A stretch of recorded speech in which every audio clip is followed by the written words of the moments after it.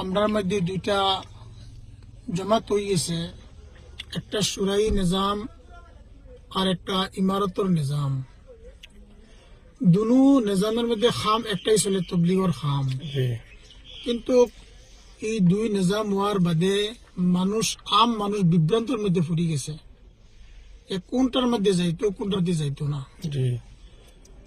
বর্তমান যে সিচুয়েশন, এটার মধ্যে দাওয়াতর কাজ আমরা সারা সাথ দিতাম।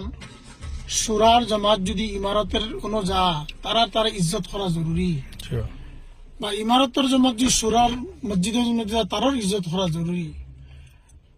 নফসে খামের মধ্যে কোনো এখতলাফ নাই, দুনু জামাতর খাম, তবলিগর খাম, বালা খাম। কিন্তু আমরার মধ্যে যেটা এখতলাফ বা মতভেদ হইছে, আসলে এটা কিছু মানুষের কিছু বয়ানাত কোরআন হাদিস থেকে হতে কিছু বয়ানাত দেওয়ার কারণে এগুলি এখতলাফ দেখা দিছে। সর্বপ্রথমে আমি এটা কইমু, এইগুলি বয়ানাত থেকে যদি যে বয়ানাত দিছে তিনি যদি আলাল এলান প্রকাশ্যভাবে রুজু করতো, বিশ্বর মধ্যে যে দ্বিমত বা এখতলাফ হইছে, এই এখতলাফ শেষ হয়ে গেল হলে আর এক ঐক্যবদ্ধ হিসাবে সারা মানুষের জমাতের খাস করলে হইলে, আর উলামা একরামও তিনার তারিফও করলে হইলে, প্রশংসা করলে হইলে।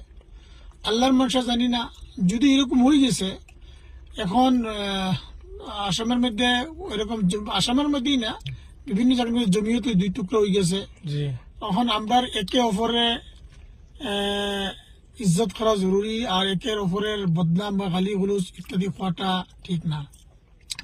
এই সম্পর্কে মিডিয়া যুগের মধ্যে আমরা বহুত দেখতেছি, কিছু মানুষে কইতেছে খারিজ আনিল ইসলাম, ইসলাম দিয়ে খারিজ হয়ে গেছে।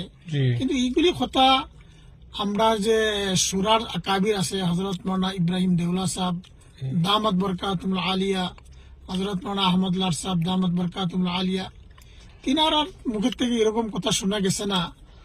বা দারুল উলুম দেওবন্দ, যেটা বিশ্ববিদ্যালয়, এই জায়গার থেকে যে ফতোয়া যেটা আইছে, তিনি কিছু বায়ানাত কোরআন হাদিস থেকে হটিয়ে দিছে। দারুল উলুম দেওবন্দে এটা তরদিদ করছে, রদ করছে।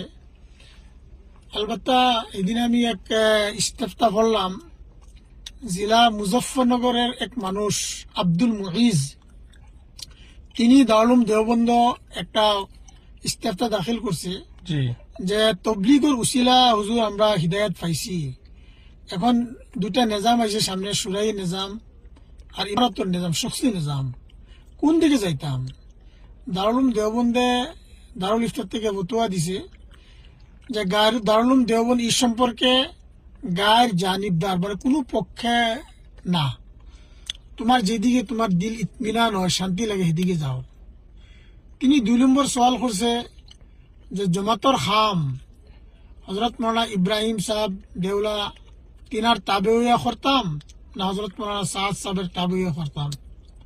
এটারও উত্তর দিছে এই সম্পর্কে দারুল উলুম কেউর পক্ষপাতী না, যেদিকে তোমার দিল মাইল, দিল যেদিকে টানে সেদিকে খাম করো, কারণ কাম মুতায়ান, দুনি জমাতর খাম একই, তবলিগর খাম, মুবারক কাম। 3 নম্বর প্রশ্ন করছে হজরত মৌলানা ইব্রাহিম সাহেব দামাত বারাকাতুহু তোমার কথা শুনতাম না হজরত মৌলানা সাদ সাহেবের কথা শুনতাম? এই সম্পর্ক কইছে যে তোমার দিল যেদিকে মাইল সেদিকে যাও।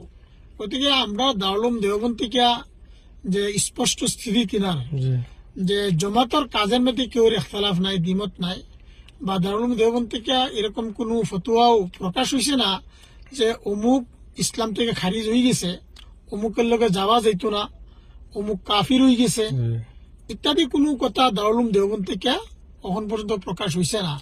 আর আমরা ফতোয়া সম্পর্কে, মাসাইল সম্পর্কে দারুল উলুম দেওবন্দে আমরা মুক্তদা মানি। বহরহাল যখন এখতালাফ হয়ে গেছে, কোনো মানুষ যদি ইমারতের যিগিরি কার্যকলাপ যি বাল্লা পায় না, গলত মনে করে, গালি গুলুজ না করিয়া ওটা সারি দেখ সুরার নেজার মধ্যে খাম করুক। আর কোনো মানুষ যদি ইমারতের মধ্যে খাম করা বালা পাই, নেজার মধ্যে খাম